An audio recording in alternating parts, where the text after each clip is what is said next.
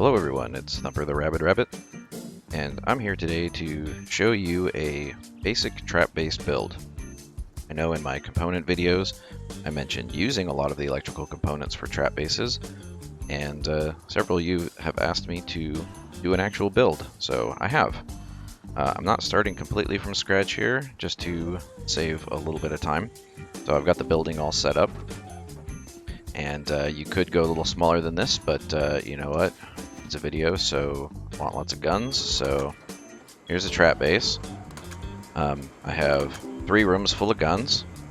I have a little control room over here that you could watch from while somebody's getting blown up. Not really necessary, but fun.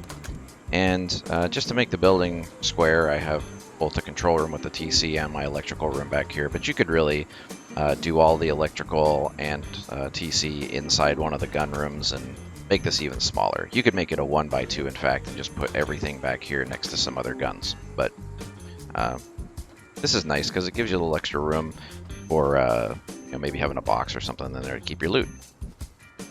Alright, so I used a pressure pad just because I wanted this to be obvious. You could use a laser, or hopefully next week we'll have the proximity HF sensor that will go in here and be even nicer and more reliable than this. Let's put it inside the door here so it triggers as soon as they walk in the door, not when they're standing in front of it.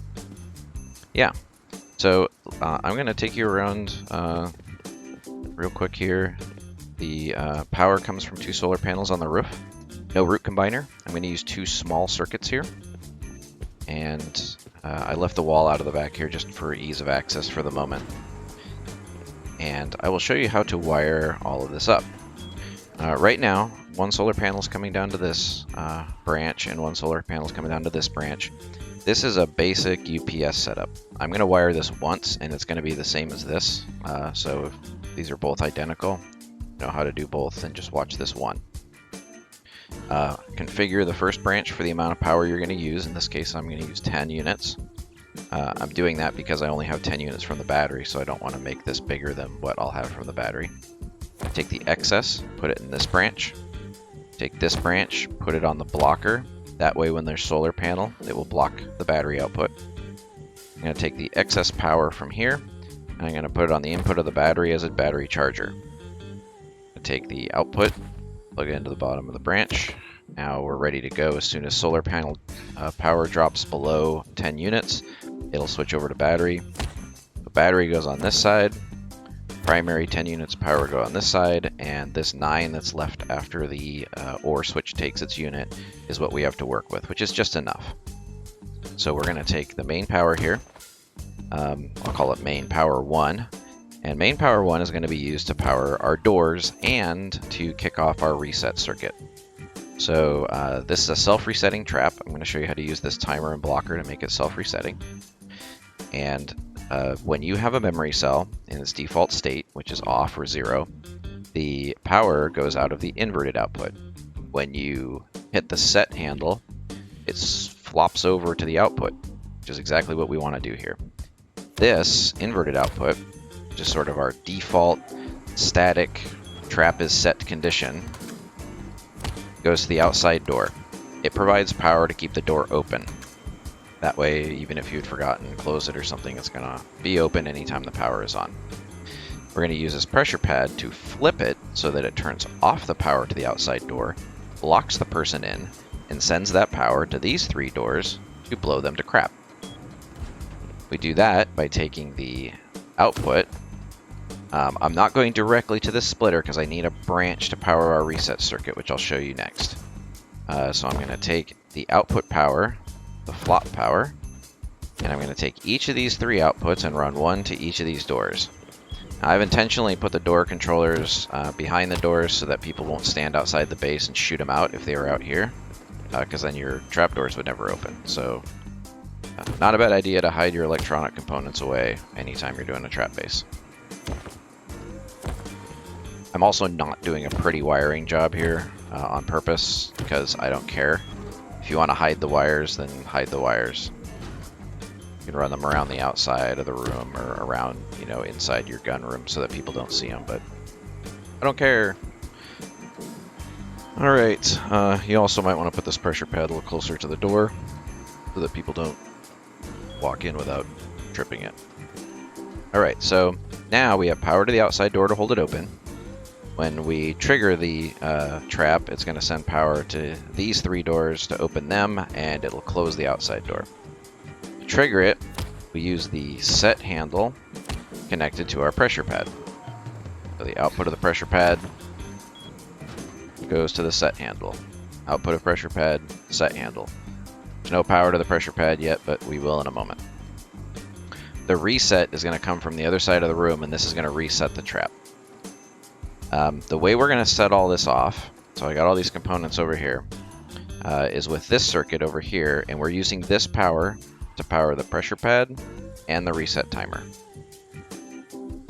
Here is power that will turn on when the trap is triggered, so it opens the doors, and it's going to come over here and toggle the timer.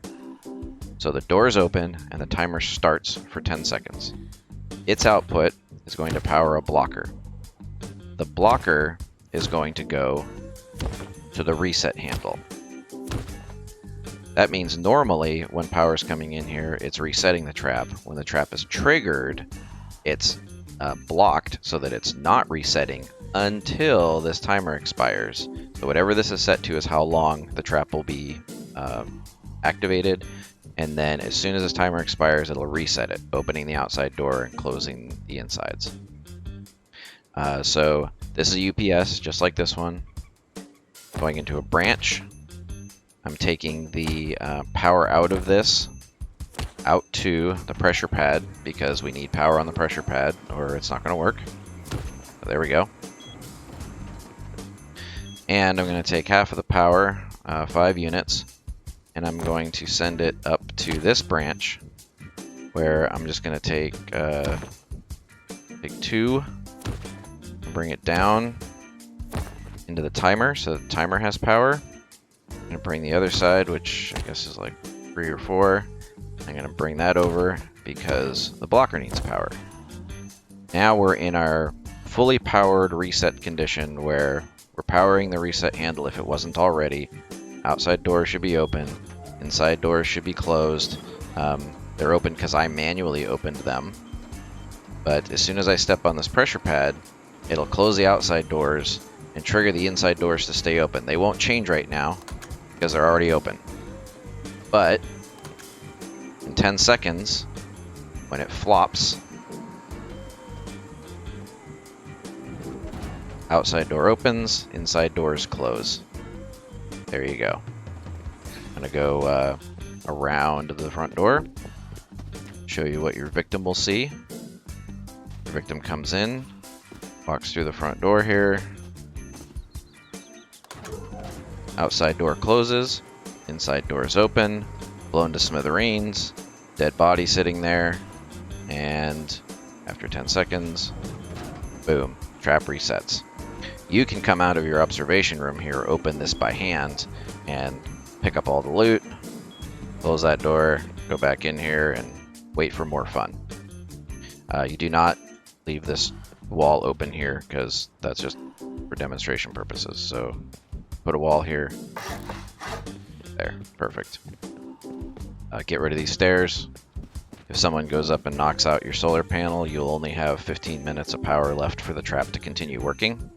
So maybe put some half walls up here to protect it from getting shot as easily from the ground. And it will work at night because you do have the batteries. So if someone shoots out your solar panel or at nighttime, you do have the 15 minutes of battery power on those batteries. You could use large batteries, which have a 4-hour runtime, which would get you a lot better battery backup. Might need to put them somewhere else. You could probably cram 2 large batteries in here, put them somewhere safe.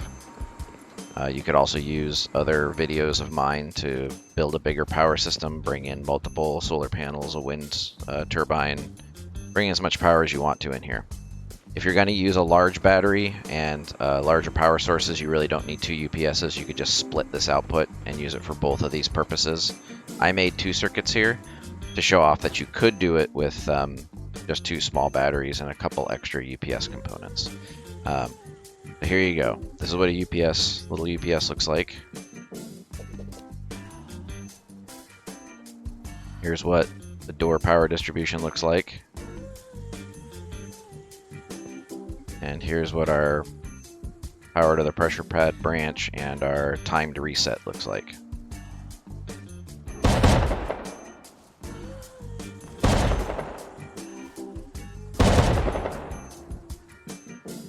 So as you can see, this is pretty much total overkill because the shotgun traps pretty much take care of everything before the turrets and flames can even go off.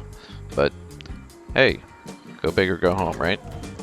You can come in here and grab loot and close the outside door by triggering the inside, which actually provides you defenses anytime you have this door open here. But then you just wait for it to reset. Go back. That, my friends, is that. And now you have your own little trap base. People who apparently don't know what electricity is yet and are willing to walk in here and get themselves blown to smithereens. So good luck. Don't suck.